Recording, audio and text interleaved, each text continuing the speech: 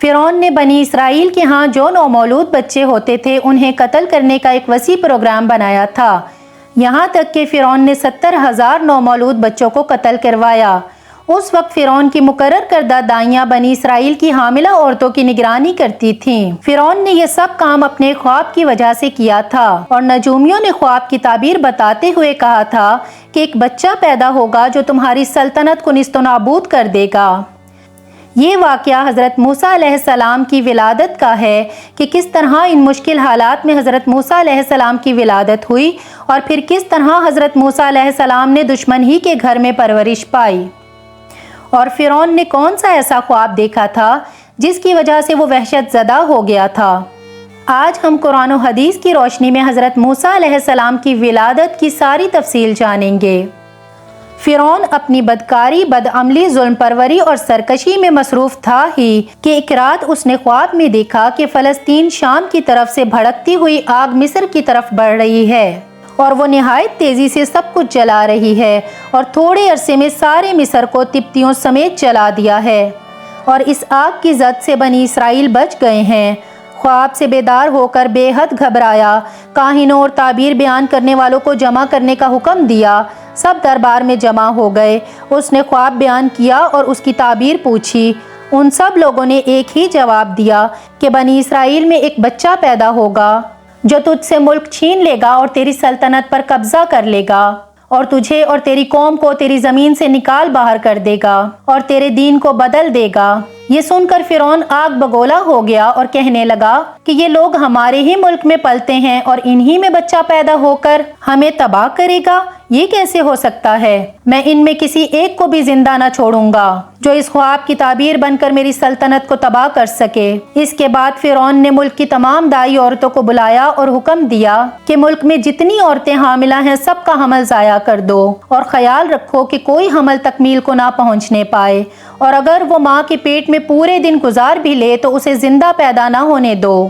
حکم پاتے ہی دائیوں نے کام شروع کر دیا، اور فرعون نے بہت سے سنگ دلوں کو بلا کر حکم دیا کہ اس وقت جتنے بچے ہیں ان کو قتل کر دیا جائے۔ چنانچہ تیزی سے کام شروع ہو گیا، بنی اسرائیل کے بچے ذبح کیے جانے لگے، یہاں تک کہ حضرت موسیٰ علیہ السلام کے پیدا ہونے سے پہلے 70,000 بچے قتل کر دیے گئے۔ حکم فرعون سے بنی اسرائیل کے بچوں کا قتل عام جاری رہا، یہاں تک کہ 5 سال گزر گئے۔ اسی دوران بنی اسرائیل میں طاعون کی بیماری پھیل گئی، اور بے شمار افراد طاعون کی وجہ سے مر گئے۔ یہ دیکھ کر مصر کے چند اصل تبتی باشندے فرعون کے پاس گئے اور کہنے لگے کہ بنی اسرائیل کے بچوں کا قتل عام ایک طرف جاری ہے اور دوسری طرف طاعون کی وجہ سے لوگ مر رہے ہیں۔ اگر بنی اسرائیل کے بچوں کا اسی طرح قتل عام ہوتا رہا تو ہمیں آئندہ خدمتگار ملنا مشکل ہو جائیں گے، اور پھر ہمارے یہ کم تر، گھٹیا اور غلیظ کام کون کرے گا؟ اس پر فرعون نے حکم جاری کیا کہ 1 سال چھوڑ کر بچے قتل کیے جائیں۔ ان دنوں حضرت موسیٰ علیہ السلام کی والدہ اپنے حمل کے ابتدائی دنوں میں تھیں۔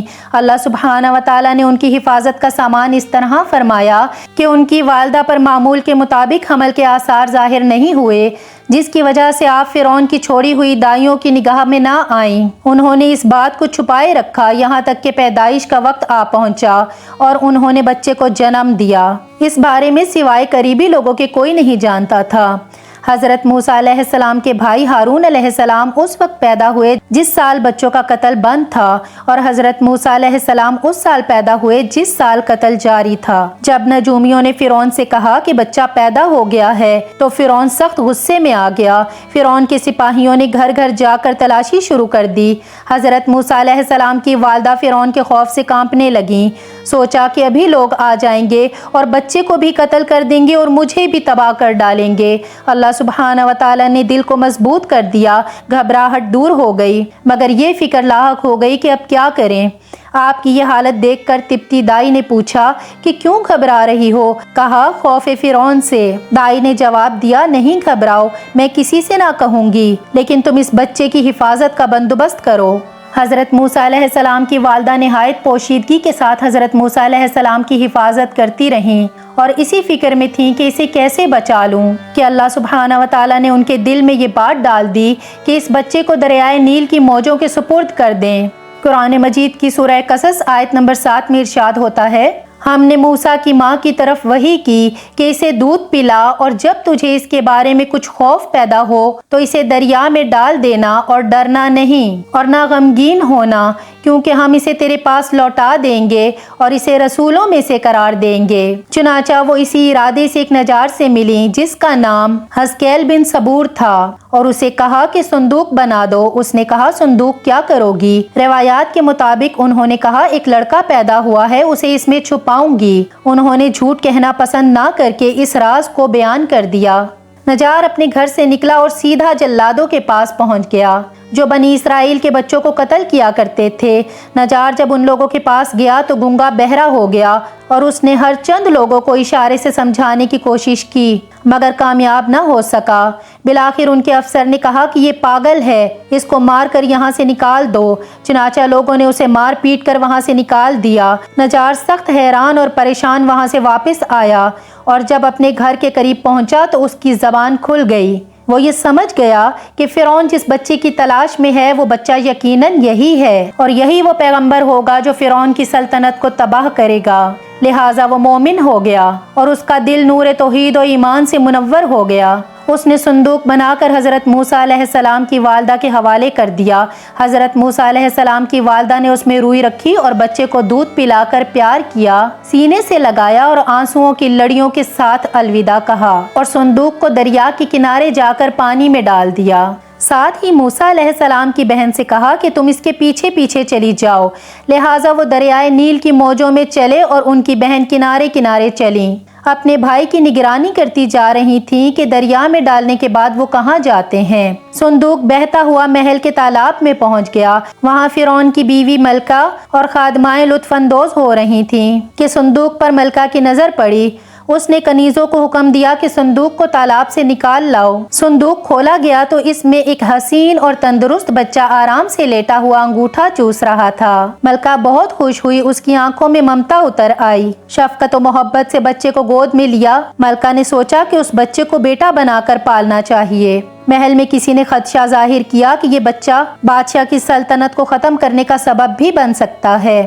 فرعون کے دل میں بھی یہ خیال آیا کہ یہ بچہ بنی اسرائیل کا وہ بچہ نہ ہو جس کے بارے میں نجومیوں نے پیشن گوئی کی تھی، لیکن فرعون کی بیوی نے کہا یہ بھی تو ہو سکتا ہے کہ یہ بچہ ہماری آنکھوں کی ٹھنڈک بنے یا ہم اس کو بیٹا بنا لیں۔ اس پر فرعون نے کہا یہ صرف تیری آنکھ کی ٹھنڈک ہے، میری نہیں۔ میں نہیں چاہتا کہ بنی اسرائیل کا کوئی بچہ میری نگرانی میں پلے، لہٰذا یہ صرف تیری آنکھوں کی ٹھنڈک ہے۔ حضرت ابن عباس رضی اللہ تعالیٰ عنہم فرماتے ہیں کہ اگر فرعون یہ بات کہہ دیتا کہ یہ میری آنکھوں کی بھی ٹھنڈک ہے تو اللہ سبحانہ و تعالیٰ اسے ہدایت دے دیتا، لیکن اس نے کہا کہ یہ صرف تیری آنکھوں کی ٹھنڈک ہے۔ ملکہ نے اس بچے کا نام موسیٰ رکھا، جس کے معنی ہے وہ شخص جو پانی سے نکالا گیا ہو۔